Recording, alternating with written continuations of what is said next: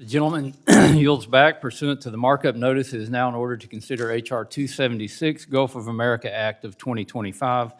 Ask unanimous consent that the Subcommittee on Water, Wildlife, and Fisheries be discharged from further consideration of the bill. Without objection, so ordered. Without objection, the bill will be considered as read and open to amendment at any point. Does any member wish to be recognized for purposes of debate on the bill?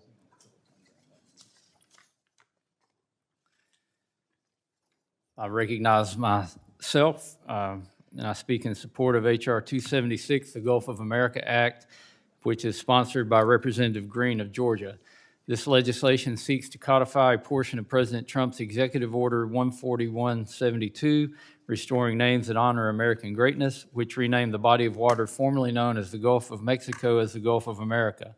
By enacting this legislation, we ensure consistency in the reference to laws, maps, regulations, and records. On his first day in office, President Trump signed Executive Order 14172, which directed the Secretary of the Interior, acting through the Chair of the Board on Geographic Names, to oversee renaming the Gulf of Mexico to the Gulf of America. Throughout our country's history, presidents have made changes to the names of America's lands and waters. Today, we are taking the necessary steps to codify this action into law permanently. The Gulf and its 1,600 miles of coastline within the United States are and will continue to be critical to our country's economy.